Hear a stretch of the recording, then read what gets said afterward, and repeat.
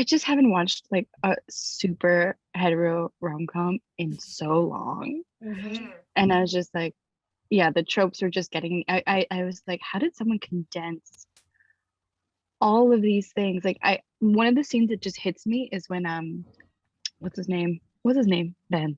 Ben, Ben yeah. is in the bathroom and he's like looking. Oh, can I also, sorry, I'm off track. The product placement in this film. Oh God, yeah. Yes.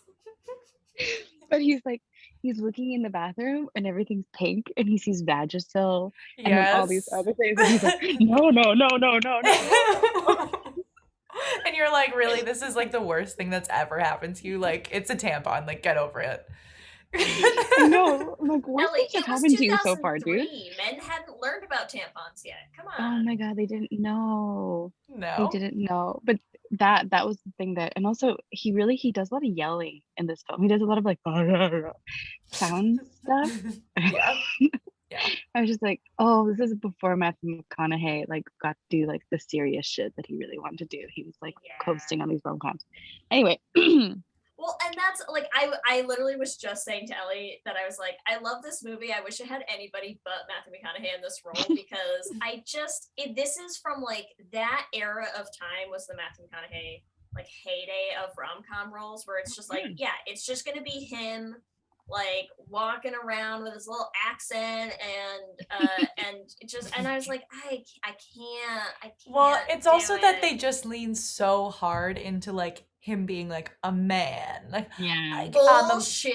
Like I'm a man and I'm Dial a it man's back. yeah. Dial it back. I'm a man's man and I only like they said that this is like 9 days longer than his last relationship. I'm like, this man has literally only ever had one night stands, and he's like, how I don't even. He's and supposed to be about like 35. What in his 30s? Like, how he has old to is be in he? mid 30s, right? Like Yet this player guy, as soon as he goes home, changes the baby's diaper.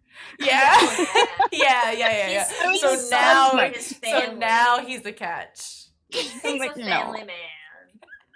This is a lie. This is a full lie. He's not going to want to change the diaper if he can't handle looking at Vagisil and a bunch of tampons. Yeah. It makes zero sense. Yeah, it is like the epitome of like of what these male characters have been in rom-coms for that era, right? Like super hyper masculine for the men, so they can be like, yeah, like I went to that with my girlfriend, like we went to see it, but like Matthew McConaughey was in it and like he's macho, so like I could go see it. He was on a motorcycle, so it was okay. Yeah. Oh my God. There was some basketball. I kind of liked that. Oh my God. Oh, So also ridiculous. Celine Dion concert. I was like, yes, I am here for the Celine Dion concert. I would love to go to Celine Dion concert. Right? Why are you upset, Matthew? That's why I feel like we still need to say all of our experiences, but that part in particular, like I feel like if you just took the bet out completely and turned Matthew McConaughey's character into a woman, right? And Andy's like, oh yeah, I'm gonna scare her away, and then like ends up doing everything that lesbians love. And she's like, shit, I didn't realize. I'm gonna move my stuff in on day 3, and the poor little lesbian's like, she loves me. Yeah, like it's like it was not scary to them. Like they were like, oh my God, she took me to Celine Dion and she gave me a plant. Like this is the love of my life. He brought a toothbrush and she brought some music.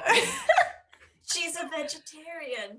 Yeah, just like me. But yeah, sorry, Lee. What was your? Tell me. Oh, well, okay, I was gonna ask you, what's your experience with How to Lose a Guy in 10 Days? Okay, well, I am a lover of rom-coms and I am not ashamed. I have watched especially during this time. Like I feel like it was like, you know, you would go to a sleepover and you like watch 5 rom-coms with all your friends, and then there were certain rom-coms that like I just watched them over and over. Like they just like got cemented into. So like I probably didn't even need to watch the movie last night to do this episode. But I watched it and I was so happy watching it again. It is like so ridiculous. It is so predictable. And yet I feel like it just like hits the emotional beats that a rom-com needs perfectly. To me, where I'm just like, if you buy into like what this thing is, I think it does it really well. So In the rom-com world, as a classic, because I feel like also as a previous rom-com connoisseur, because it's been a while since I've watched television, that they've become kind of watered down and they haven't had as much consistency. Not that this one has tons of consistency, but I mean, the acting is pretty good. yeah, The humor is on point. yes, And they have great chemistry. All the they like do the actors have all have really, great yeah, chemistry they together. do have really good So chemistry. yeah. Well, So and